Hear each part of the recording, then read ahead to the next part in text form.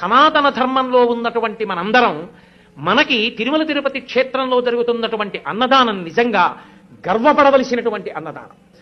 మీరు వెళ్ళి చూడండి, అక్కడ ఇప్పుడు ఒక పెద్ద గోడ ఒకటి ఆ నిర్మాణంలో వచ్చింది.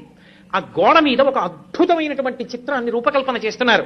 సలహాలు ఇమ్మని కోరుతూ పుస్తకాలు పెట్టారు. అక్కడ శ్రీశైల క్షేత్రంలో బయలుదేరి త్రిపురాంతకం వచ్చి, త్రిపురాంతకంలో బయలుదేరి మహానంది వచ్చి, మహానందిలో బయలుదేరి అహోబల క్షేత్రం వచ్చి, అహోబల క్షేత్రంలో బయలుదేరి తిరుమల వస్తాయి.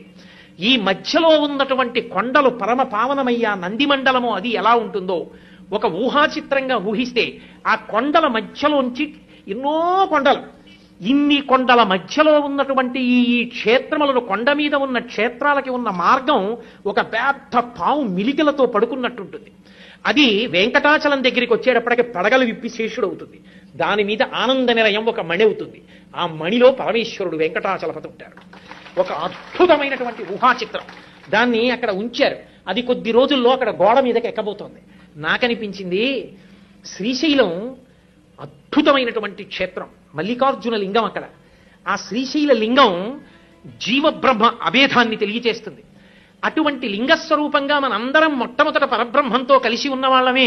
ఏ కారణం చేతనో కానీ జారిపోయాం, విడిపోయి జీవుడయ్యాం.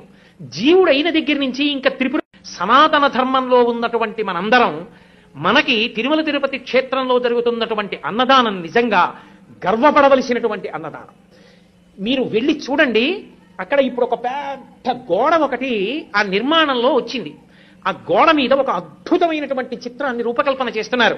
సలహాలు ఇమ్మని కోరుతూ పుస్తకాలు పెట్టారు. అక్కడ శ్రీశైల క్షేత్రంలో బయలుదేరి త్రిపురాంతకం వచ్చి, త్రిపురాంతకంలో బయలుదేరి మహానంది వచ్చి, మహానందిలో బయలుదేరి అహోబల క్షేత్రం వచ్చి, అహోబల క్షేత్రంలో బయలుదేరి తిరుమల వస్తాయి.